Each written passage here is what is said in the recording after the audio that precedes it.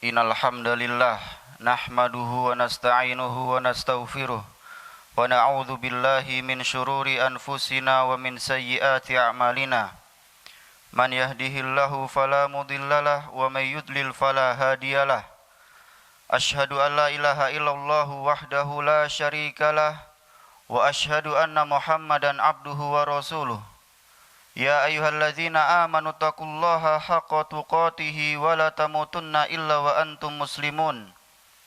Ya ayyuhan nasu taqu rabbakumul ladzi khalaqakum min nafsin wahidah wa khalaqa minha zawjaha wa batha minhuma rijalan katsiran wa nisaa'a wattaqullaha alladzi tasaaluna bihi wal arham innallaha kana 'alaikum raqiba. Ya ayyuhalladzina amanu taqullaha wa qulu qawlan sadida yuslih lakum a'malakum wa yaghfir lakum dhunubakum wa may yuti'illaha wa rasulahu faqad faza fawzan 'azima.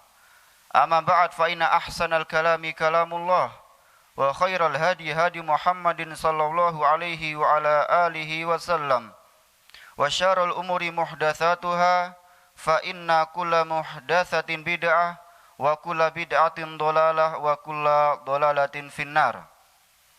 Ma'asyiral muslimin jamaah sekalian rahimani wa rahimakumullah. Alhamdulillah, segala puji bagi Allah Subhanahu wa taala yang telah mempertemukan kita di kesempatan yang berbahagia ini, di pagi yang berbahagia ini, dalam rangka at-tafaqquhu fid-din, memperdalam ilmu agama Allah Subhanahu wa taala. Belajar ilmu agama Allah Subhanahu wa taala, yang mana belajar ilmu agama merupakan suatu kewajiban bagi setiap muslim dan muslimah. Ma'asyiral muslimin rahimani wa rahimakumullah. Rasulullah sallallahu alaihi wasallam bersabda, "Talabul ilmi faridatun 'ala kulli muslim."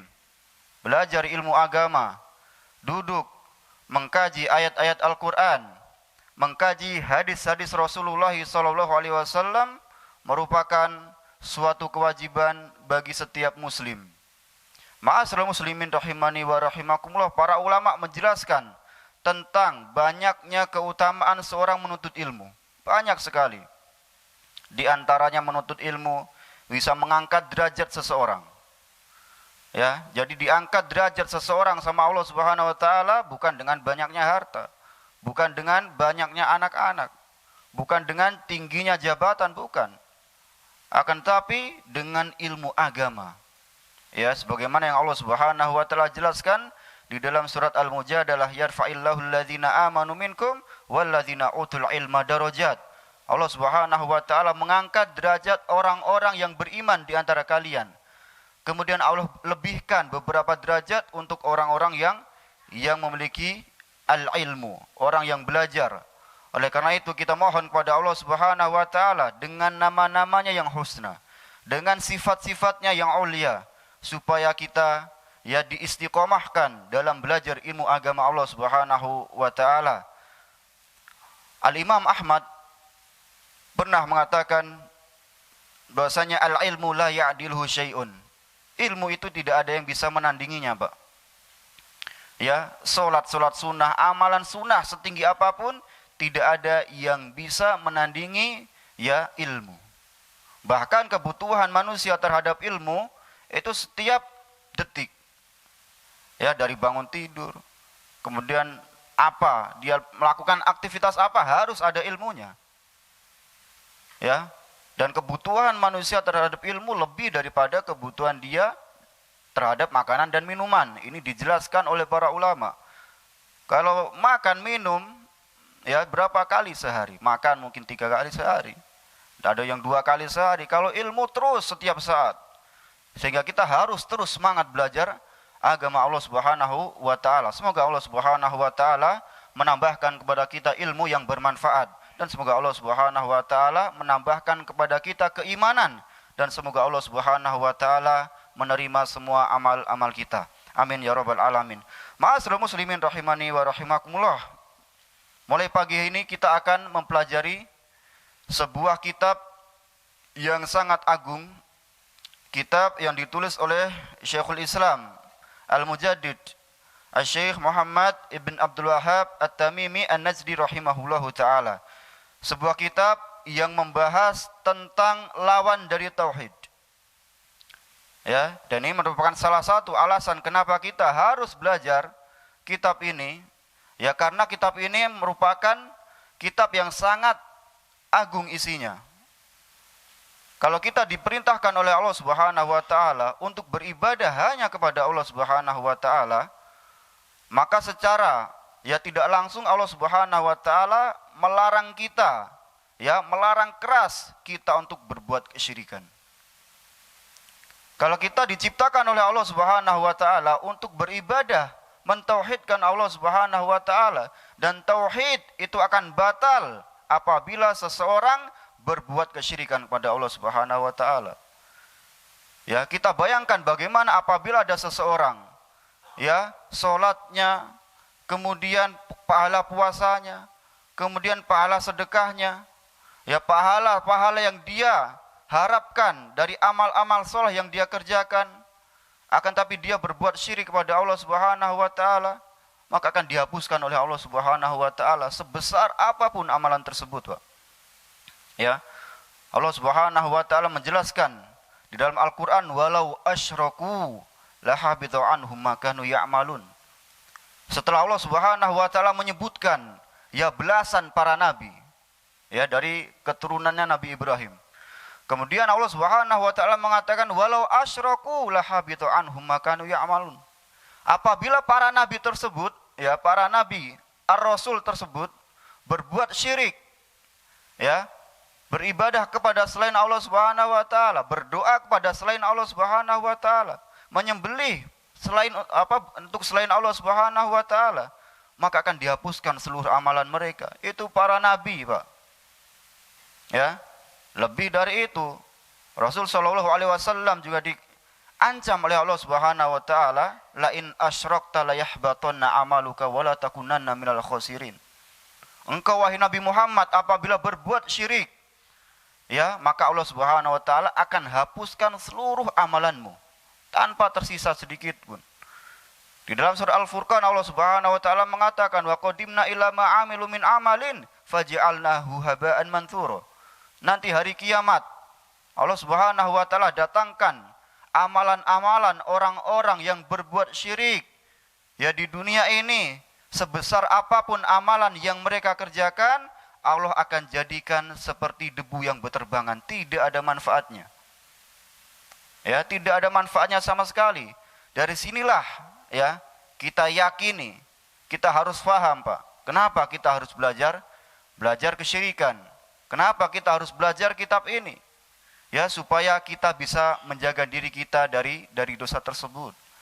Kesyirikan merupakan dosa besar yang paling besar. Ya, di dalam kitab Al-Kabair, dosa besar nomor 1 itu adalah asyirku billah, berbuat syirik kepada Allah Subhanahu wa taala. Oleh karena itu, ya, seorang sahabat Hudzaifah ibn Yaman, beliau pernah mengatakan, kanan nasu yas'aluna nabiyya sallallahu alaihi wasallam anil khair. Dahulu orang-orang, yaitu para sahabat, bertanya kepada Rasul sallallahu alaihi wasallam tentang kebaikan. Ya, banyak dari sahabat bertanya kepada Rasul sallallahu alaihi wasallam, amalan apa yang paling dicintai Allah? Ya, banyak bertanya tentang kebaikan supaya bisa diamalkan. Akan tapi kata Hudzaifah ibn Yaman, wa kuntu as'aluhu anisyar. Akan tetapi aku, kata Hudzaifah ibn Yaman, aku bertanya kepada Rasul sallallahu alaihi wasallam tentang, yaitu, keburukan. Kalau orang-orang bertanya tentang, ya, kebaikan-kebaikan, kata Hudzaifah, ana bertanya kepada Nabi tentang keburukan. Nah, kenapa? Makhofatan an yudrikani. Aku khawatir, ya, keburukan tersebut akan menimpaku, sedangkan aku enggak tahu. Ma'asyiral muslimin rahimani wa rahimakumullah, inilah, ya, yang harus kita pahami sebelum kita belajar kitab ini. Inilah yang harus kita ketahui. Kita belajar keburukan bukan untuk diamalkan, bukan. Ya. Nanti belajar keburukan diamalkan, ya, tidak. Tapi untuk dijauhi, didakwahkan kepada keluarganya, ya, didakwahkan kepada tetangganya. anaknya, istrinya, teman-temannya, didakwahkan kepada umat Islam tentang bahaya berbuat syirik kepada Allah Subhanahu wa taala. Oleh karena itu penyair Arab mengatakan, Pak, araftu syarra la li syarri walakin li tawaqqihi faman la ya'rifu syarra minal khairi yaqa'u fihi. Aku tahu keburukan bukan untuk berbuat buruk, bukan untuk diamalkan, bukan, ya, akan tetapi li tawaqqihi, untuk menjaga diri darinya. Ya, faman la ya'rifu syarra minal khairi yaqa'u fihi. Barang siapa yang tidak tahu keburukan, maka khawatir dia akan terjatuh di atas keburukan tersebut dalam keadaan dia tidak tahu.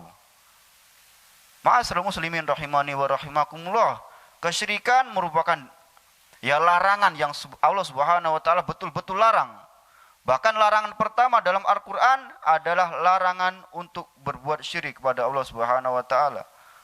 Larangan pertama dalam Al-Qur'an dalam surat Al-Baqarah, fala taj'alu lillahi andadan wa antum ta'lamun. Jangan kalian jadikan niddan, sekutu, partner bagi Allah Subhanahu wa taala dalam keadaan kalian mengetahui. Kalian mengetahui Allah yang menciptakan kalian, memberikan rezeki kepada kalian. Ya, kalian mengetahui betul Allah Subhanahu wa taala yang menciptakan langit dengan megahnya. Allah yang menciptakan bumi dihamparkan. Ya, kita bisa berjalan di atasnya. Kita bisa mengais rezeki. Allah Subhanahu wa taala turunkan hujan. Ya, sehingga kita bisa menanam tanaman, kemudian kita panen. Merupakan nikmat yang sangat besar kepada Allah Subhanahu wa taala. Ya, kalau kita tahu betul Allah Subhanahu wa taala seperti itu, fala taj'alu lillahi andadan. Jangan kalian berbuat syirik kepada Allah Subhanahu wa taala. Ma'asyiral muslimin rahimani wa rahimakumullah. Kitab yang akan kita pelajari adalah kitab yang berjudul Nawaqidul Islam. Ya, Nawaqidul Islam. Pembatal keislaman. Jadi Pak, Islam seseorang itu bisa batal. Islam memiliki pembatal. Sebagaimana wudu memiliki pembatal. Ya. Salat memiliki pembatal. Demikian pula al-Islam. Al-Islam juga memiliki pembatal apabila seseorang berwudu, ya, kemudian misalkan dia buang air kecil. Maka batal apa tidak wudunya, Pak? Batal, jelas. Ya, sholat juga seperti itu. Nah, al-Islam juga memiliki pembatal, Pak. Dan para ulama menjelaskan pembatal Islam itu banyak sekali. Ya, di antaranya ada Al-Imam Ibnu Hajar Al-Haytami.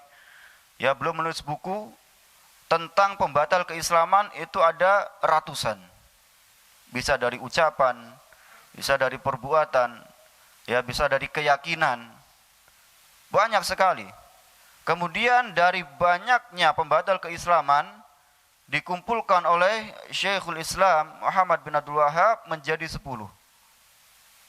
Dan ini yang akan kita pelajari. Nah, kenapa beliau hanya menulis 10? Karena ini yang kebanyakan manusia itu terjatuh di dalamnya. Inilah yang kebanyakan manusia itu jatuh di atas 10 pembatal keislaman tersebut.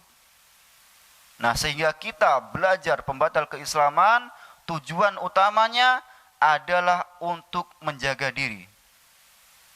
Ya, tujuan utamanya adalah untuk menjaga keislaman kita. Ya, supaya kita meninggal nanti betul-betul di atas Islam. Ya, sebagai mana yang Allah Subhanahu wa taala katakan, fala tamutunna wa antum muslimun.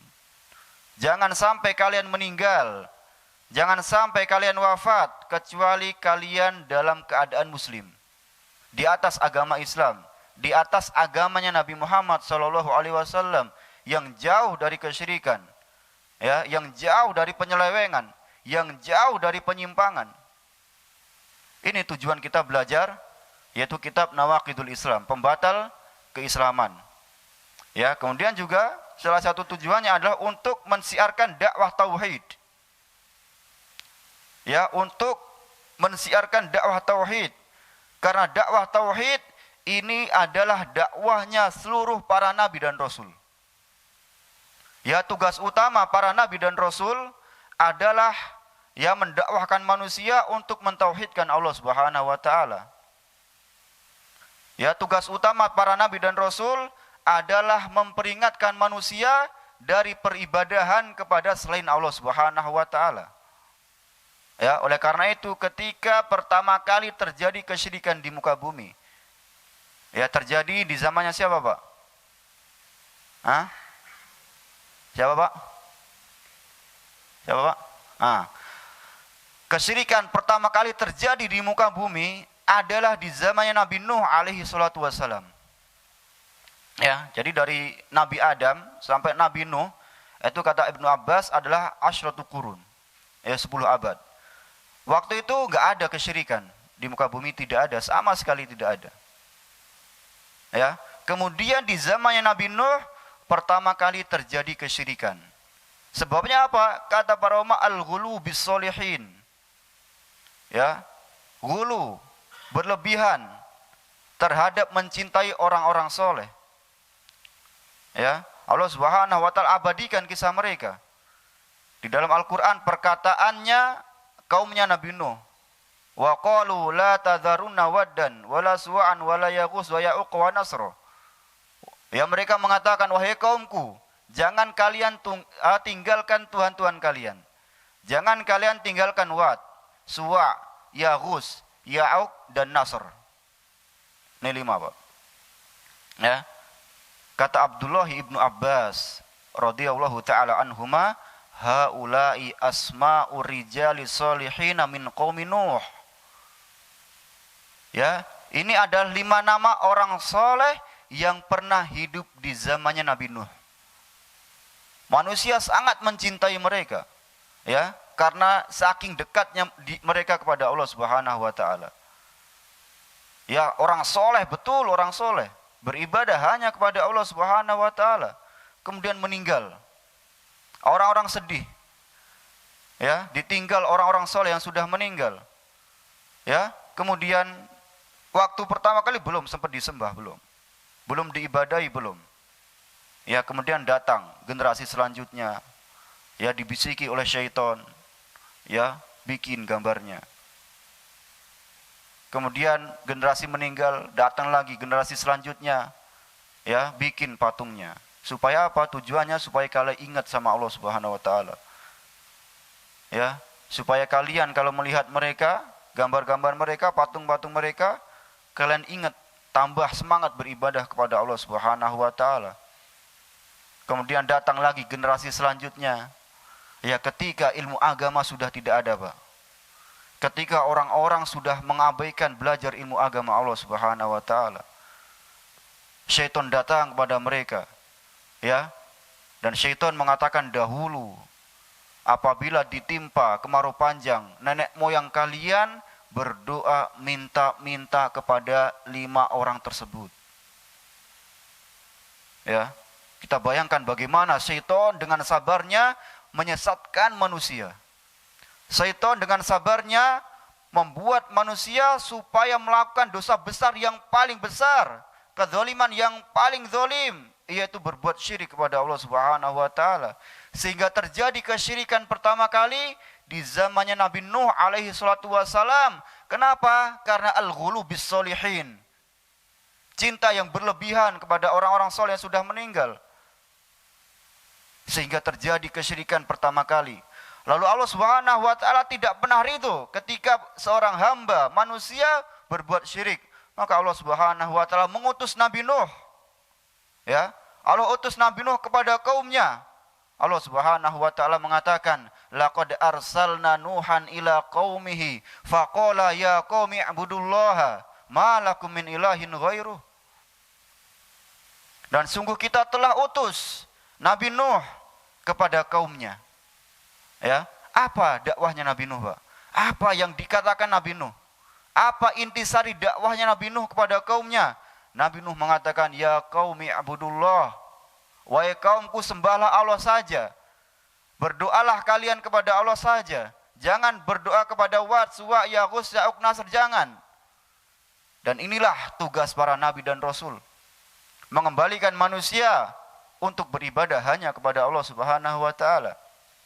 Melarang manusia untuk beribadah kepada selain Allah Subhanahu wa taala. Ma'asyiral muslimin rahimani wa rahimakumullah, sampai rasul kita yang terakhir, dakwahnya betul-betul sangat memperhatikan dakwah at-tauhid. Ya, oleh karena itu Rasul sallallahu alaihi wasallam 13 tahun lamanya, Pak, di kota Makkah.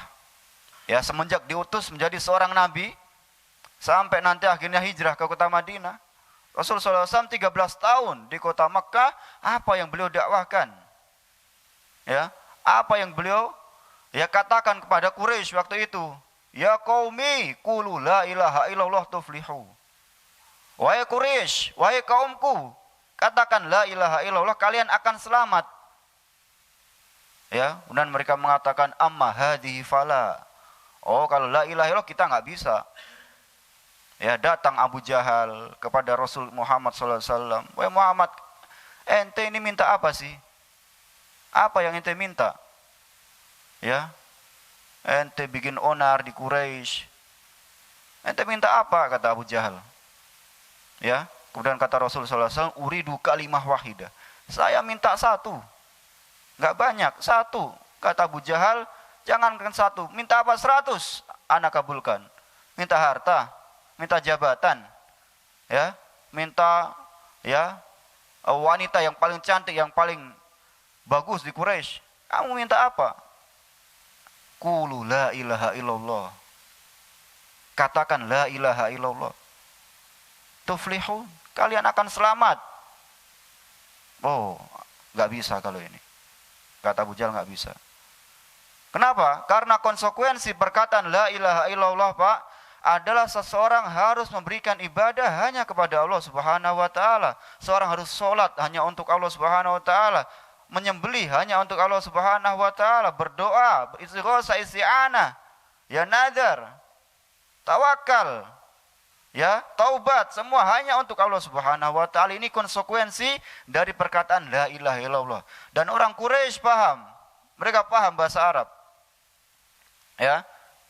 Mereka paham konsekuensi orang itu mengatakan la ilaha illallah, dan Quraisy tidak ada yang munafik, Pak. Ya, kalau kita belajar sirah nabawiyah, Quraisy itu tidak ada orang munafik. Mereka hatinya A, mulutnya bilang A. Hatinya B, mulutnya bilang B. Ya. Orang munafikin itu nanti ada setelah di Madinah, ya, dipelopori oleh Abdullah bin Ubay bin Salul. Quraisy nggak ada yang seperti itu, sehingga hatinya nggak bisa mulutnya. Ya, sehingga mereka tidak mau mengatakan la ilaha illallah. Kenapa? Karena harus beribadah hanya kepada Allah Subhanahu wa taala. Terus nanti ini Lat, Uzza, Manat, Hubal ini mau diapakan gitu loh. Ya, sedangkan Ka'bah dulu itu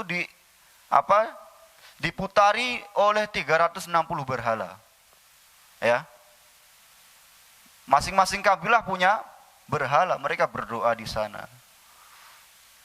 Ya, sehingga inilah fokus dakwah Rasul sallallahu alaihi wasallam. Supaya manusia itu beribadah hanya kepada Allah Subhanahu wa taala dan meninggalkan tuhan-tuhan yang disembah di dunia itu. Ya, makanya mereka enggak terima.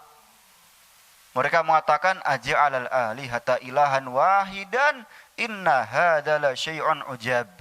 Apakah Muhammad datang ingin menjadikan Tuhan kita yang banyak ini menjadi satu? Mereka mengatakan kita punya 7 Tuhan. 1 di atas langit, ya, 6 sisanya di bumi. Kata Nabi Muhammad SAW, sudah tinggalkan Tuhan yang di bumi, sisakan 1 yang di atas langit. Allah Subhanahu wa taala, oh enggak bisa, kata mereka. Ma'asyiral muslimin rahimani wa rahimakumullah. Baru nanti setelah Fatu Makkah, patung-patung itu baru dihancurkan 360. Ya, jadi masa kecil Rasul sallallahu alaihi wasallam itu melihat Ka'bah seperti itu, Pak. Melihat kaumnya seperti itu. Sehingga beliau lebih senang untuk menyendiri, yatahannats fil Hira. Ya, pergi ke Gua Hira kemudian beribadah kepada Allah Subhanahu wa taala. Karena kondisi sudah seperti ini, orang-orang berbuat syirik kepada Allah Subhanahu wa taala. Rasulullah SAW tidak ridho. Maka diperintahkan oleh Allah Subhanahu wa taala untuk mendakwahkan mereka, ya, untuk mengajak mereka kembali kepada agama Allah Subhanahu wa taala. Iyyaka na'budu wa iyyaka nasta'in. Hanya kepada Engkau ya Allah kita beribadah, hanya kepada Engkau pula ya Allah kita memohon pertolongan. Inilah makna dari la ilaha illallah. Inilah ayatut tauhid kata para ulama, Pak. Ayat tauhid yang setiap hari kita baca.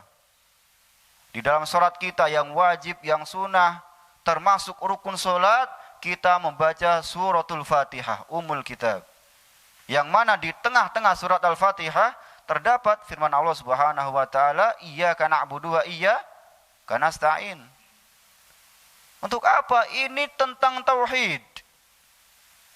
Seorang harus paham ketika dia membaca ayat ini, hatinya betul-betul meyakini inilah tujuan kita diciptakan di muka bumi ini.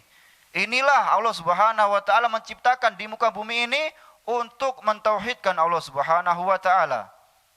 Ya, wa ma khalaqtul jinna wal insa illa liya'budun.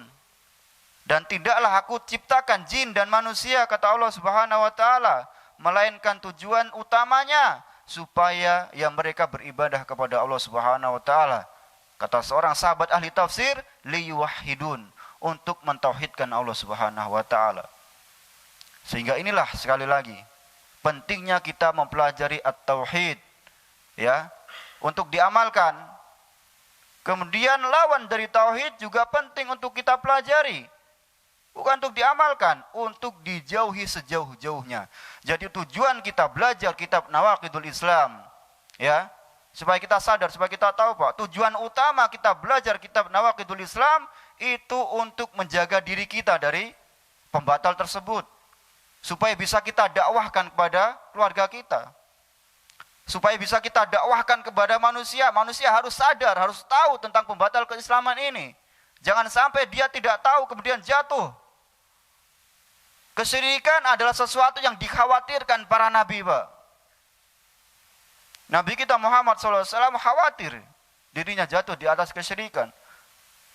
Ya, beliau pernah berdoa kepada Allah Subhanahu wa taala, Allahumma inni a'udzubika an usyrika bika syai'an wa ana a'lam wa astaghfiruka lima la a'lam. Ini doa, ya. Doa. Selayaknya kita juga terus mengucapkan doa tersebut kepada Allah Subhanahu wa taala. Ya Allah, aku berlindung kepada Engkau ya Allah dari kesyirikan yang aku sadari. Dan aku mohon ampun kepada Engkau ya Allah dari kesyirikan yang tidak aku sadari. Ini Nabi, ya, dengan kesempurnaan imannya, dengan kesempurnaan tauhidnya, ya, manusia paling baik, Sayyidul Anbiya wal Mursalin, tokohnya, ketuanya para nabi dan rasul. Beliau khawatir dirinya jatuh di atas kesyirikan. Ya, Abul Anbiya Ibrahim alaihi salatu wassalam, beliau pernah berdoa juga kepada Allah Subhanahu wa taala yang Allah abadikan di dalam surat Ibrahim. Ya, wa id qala Ibrahimu rabbij'al hadzal balada aminan. Ya Allah, jadikan Mekah ini ya negeri yang aman ya Allah.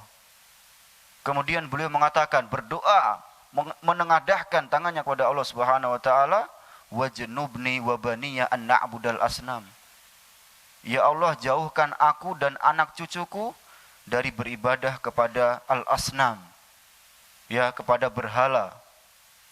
Ini Nabi Ibrahim, sosok yang dijadikan sebagai suri tauladan, ya, sosok yang dijadikan contoh dalam bertauhid kepada Allah Subhanahu wa taala. Bagaimana semangatnya Nabi Ibrahim, Pak, mendakwahkan tauhid kepada kaumnya, kepada bapaknya, ya, kepada manusia pada waktu itu. Ya, dimulai dakwahnya kepada ayahnya sendiri. Allah Subhanahu wa taala mengatakan, wa id qala Ibrahimu li abihi azaro atattakhidhu asnaman alihatan inni araka wa qaumaka fi dhalalim mubin. Dan ingatlah, kata Allah Subhanahu wa taala, perkataan Nabi Ibrahim pada ayahnya Azar. Wahai ayahku, apakah engkau akan jadikan berhala-berhala yang kau buat ini sebagai Tuhan? Kalau seperti itu, sungguh aku memandang kau dan kaummu berada di atas kesesatan yang nyata. Inilah, ya, dakwahnya Nabi Ibrahim. semangatnya Nabi Ibrahim untuk mengingatkan kepada keluarganya, kepada orang tuanya, ya. Oleh karena itu kita harus contoh, Pak. Ibrahim adalah suri tauladan, ya, dalam akidah, sampai beliau akhirnya diusir sama kaumnya, sampai akhirnya beliau dibakar sama kaumnya. Kenapa dibakar? Ya, apa karena akhlaknya atau karena apanya dia dibakar? Karena mendakwahkan agama Allah Subhanahu wa taala. Ya, sampai Allah Subhanahu wa taala mengatakan kepada api tersebut, ya narukuni bardan wa salaman ala Ibrahim.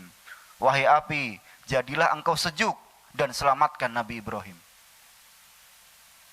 Ya, inilah agama Nabi Ibrahim yang lurus, yang hanif, ya, yang jauh dari kesyirikan, yang Allah Subhanahu wa taala memerintahkan kepada Nabi kita Muhammad sallallahu alaihi wasallam untuk mengikuti milahnya Nabi Ibrahim yang hanif.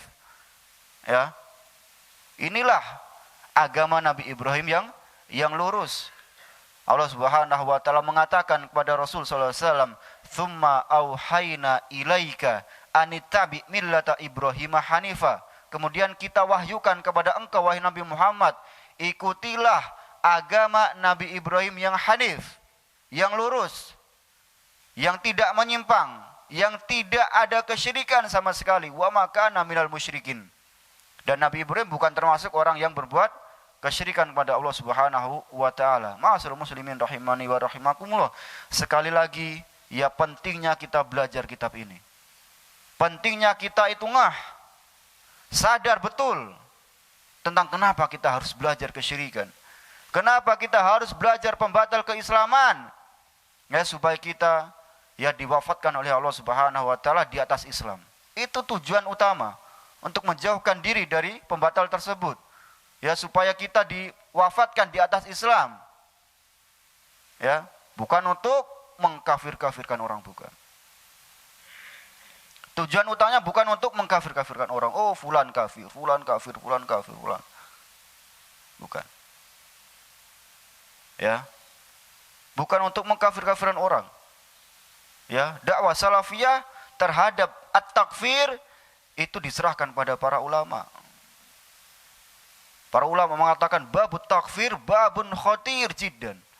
Bab mengkafirkan orang tentang personnya, ya, personnya itu kafir apa tidak, murtad apa tidak, itu wewenang para ulama. Itu bab yang sangat besar, ya, yang orang awam jangan masuk ke situ. Ya, ma'asyiral muslimin rahimani wa rahimakumullah. Sebagian orang ada seperti itu, belajar tujuan utamanya untuk itu. Na'udzubillahi min dzalik.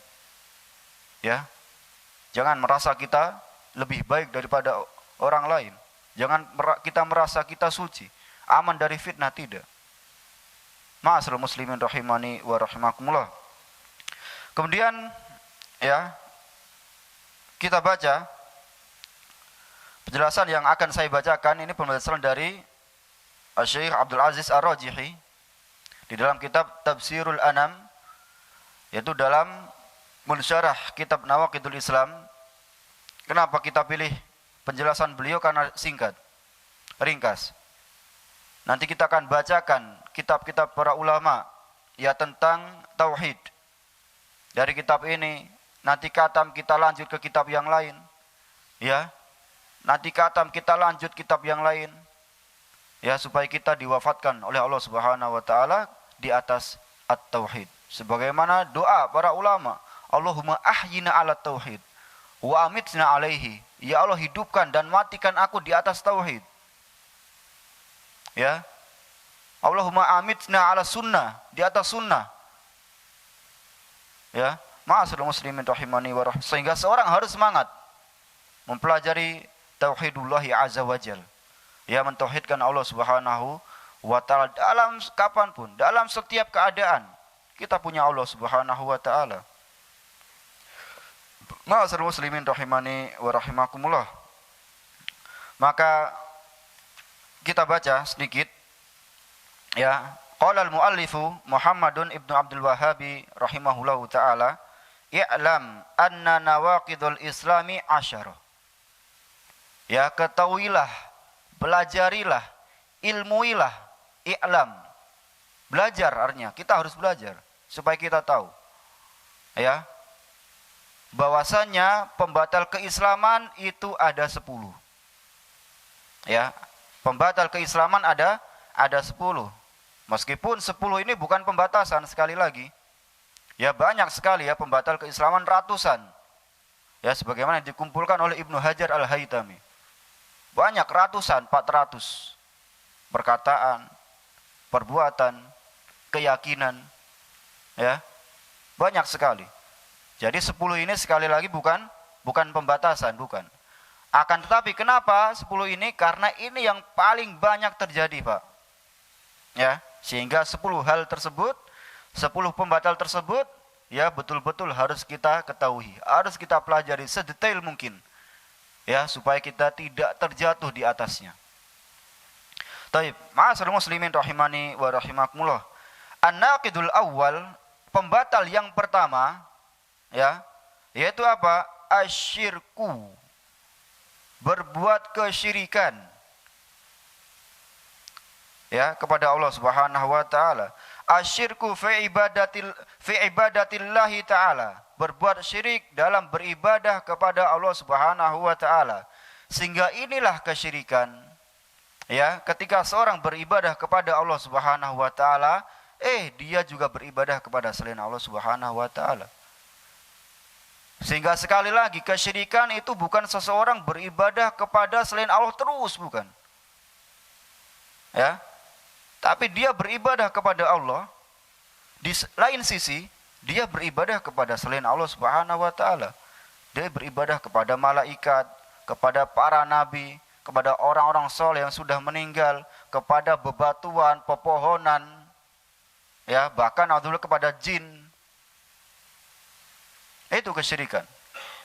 Dan syirik sebagaimana jelaskan para ulama adalah yaitu seseorang, ya, dakwah berdoa kepada Allah Subhanahu wa taala, tapi dia juga berdoa kepada selain Allah Subhanahu wa taala.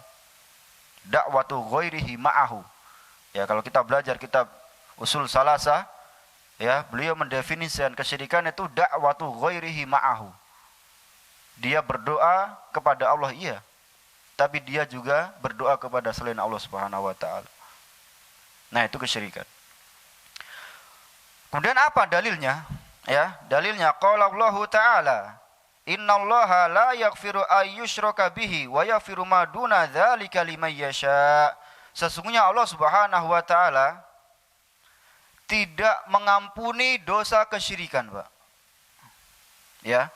Allah Subhanahu wa taala tidak mengampuni dosa kesyirikan, dan Allah Subhanahu wa taala mengampuni dosa di bawah kesyirikan bagi yang Allah kehendaki. Tuh, berarti kita kalau tobat dari kesyirikan enggak diampuni, Ustaz. Enggak. Ini apabila seseorang meninggal di atas kesyirikan. Ya, para ulama menjelaskan apabila seorang meninggal di atas kesyirikan dan belum bertaubat kepada Allah Subhanahu wa taala, dosanya tidak akan diampuni oleh Allah Subhanahu wa taala. Tapi kalau apabila seorang itu, ya mungkin masa lalunya dia berbuat kesyirikan, sekarang sadar kemudian bertobat, betul tobatnya karena Allah Subhanahu wa taala, diterima apa enggak, Pak? Diterima.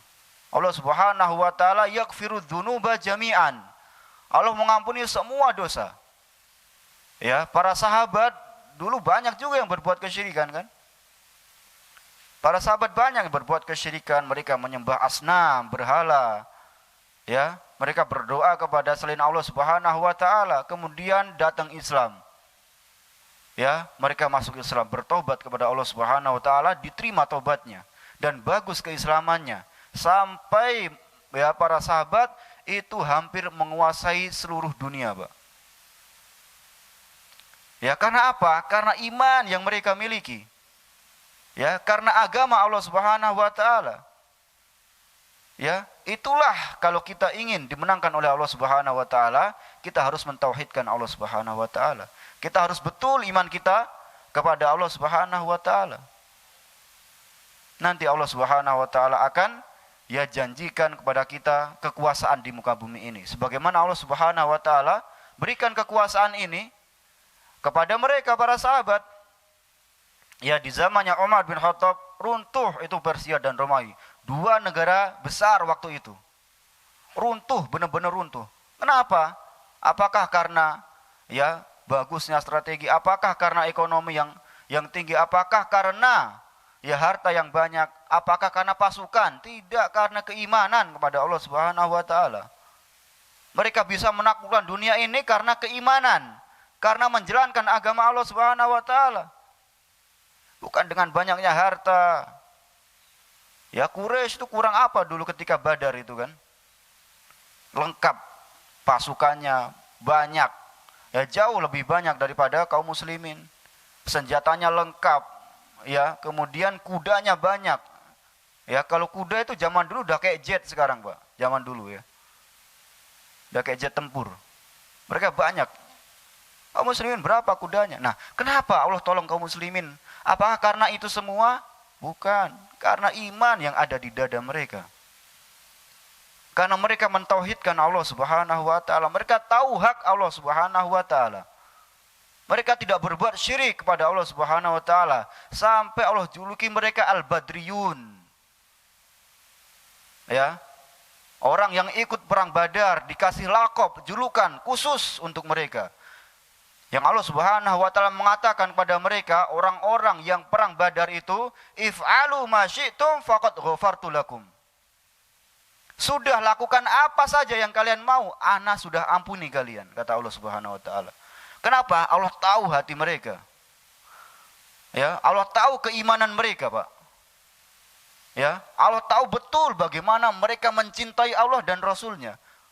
Sampai Allah Subhanahu wa taala mengatakan, sudah lakukan apa yang kalian mau. Ya, saya sudah mengampuni kalian. Ma'asyiral muslimin rahimani wa rahimakumullah. Ini adalah status ya orang di dunia. Apabila seseorang meninggal di atas kesyirikan, ya, kemudian dia belum bertaubat, maka Allah Subhanahu wa taala tidak mengampuni dosa tersebut. Beda halnya dengan dosa selain kesyirikan. Al-kabair misalan dosa-dosa besar, maka dosa-dosa besar itu menurut akidah Ahlussunnah wal Jamaah itu tahta masyiatillah. Di bawah kehendak Allah Subhanahu wa taala. Ya, dosa besar seperti mencuri, berzina, korupsi, ya, dosa-dosa besar ya seperti durhaka misalkan. Itu dosa besar, ya dosa besar. Cuma derajatnya masih di bawah kesyirikan. Kalau kesyirikan, seorang meninggal di atas kesyirikan tidak akan diampuni. Status di dunia. Adapun dosa selain kesyirikan, dosa-dosa besar tadi yang saya sebutkan misalkan, dan banyak dosa-dosa besar, baca kitabnya Az-Zahabi Al-Kabair itu di bawah kehendak Allah Subhanahu wa taala. Kalau Allah ampuni, Allah akan ampuni dengan rahmat Allah Subhanahu wa taala. Karena Allah Maha Penyayang. Kalau Allah azab, Allah akan azab dosa tersebut sesuai dengan keadilan Allah Subhanahu wa taala. Inilah akidah Ahlussunnah wal Jamaah terhadap para pelaku dosa besar. Ya, dijelaskan oleh para ulama dalam kitab-kitab akidah. Bukan seperti perkataan ya Mu'tazilah yang mengatakan pelaku dosa besar itu di dunia bukan mukmin, bukan kafir. Yaitu fi manzilah baina manzilatain. Terus apa statusnya? Ya sudah bukan mukmin, bukan kafir. Terus apa? Enggak tahu udah kata dia. Ini adalah akidahnya Wasil bin Atha, Ahmad bin Ubaid dan pengikut-pengikutnya. Ya di zaman Al-Hasan Al-Basri.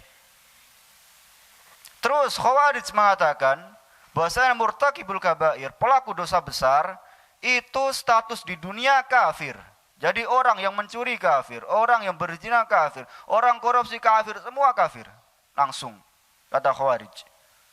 Ya, kalau akidah Ahlussunnah wal Jamaah sekali lagi terhadap pelaku dosa besar, dia mukmin naqisul iman. Dia mukmin, ia mukmin tapi imannya lemah, imannya kurang. Ya. Terus di akhirat akidah Ahlussunnah mengatakan dosanya di bawah kehendak Allah Subhanahu wa taala. Kalau Khawarij dan Mu'tazilah sama. Pelaku dosa besar di akhirat nanti mukhalladun finnar. Mereka kekal diazab di neraka kata mereka. Ya. Taib ma'asyiral muslimin rahimani wa rahimakumullah. Ya.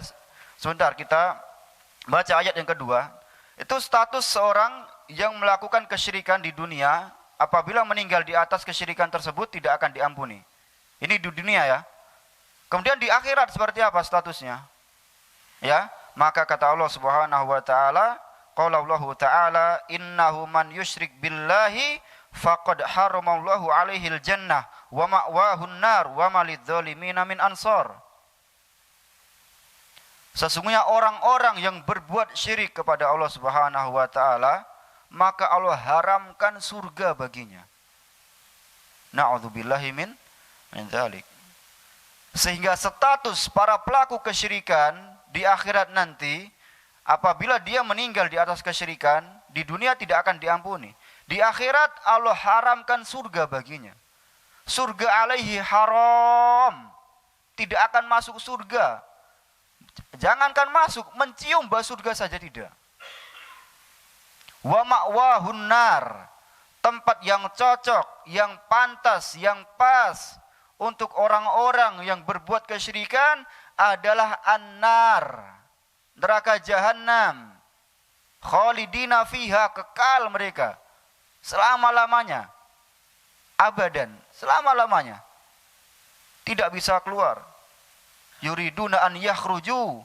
Allah menceritakan bagaimana mereka ingin keluar dari neraka jahanam tersebut, akan tetapi tidak bisa.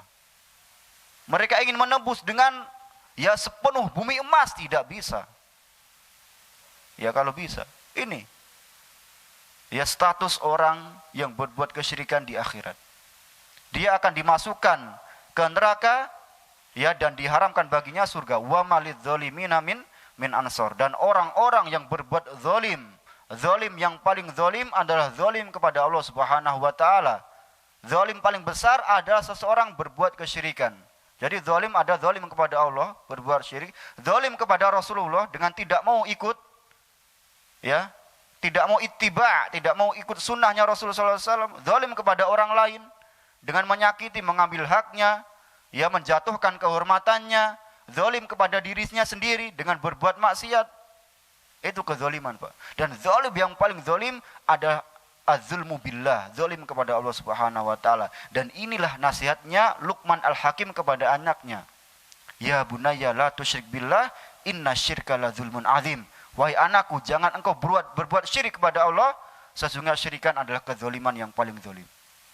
Itu kezaliman, jadi nomor satu itu kesyirikan, Pak. Ya. Sehingga seorang tidak boleh berbuat zalim kepada Allah Subhanahu wa taala. Maka tunaikan hak Allah. Ya. Penuhi hak Allah Subhanahu wa taala. Hak untuk diibadahi dengan benar. Hak untuk kita berdoa hanya kepada Allah, kita salat hanya kepada Allah.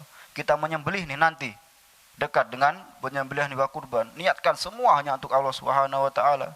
Qul inna sholati wa nusuki wa mahyaya wa mamati lillahi rabbil alamin. Katakanlah salatku, sesembelihanku, hidup dan matiku semuanya hanya untuk Allah Subhanahu wa taala. Rasulullah SAW mengatakan, la'anallahu man dzabaha li ghairillah. Allah melaknat orang yang menyembelih bukan untuk Allah Subhanahu wa taala.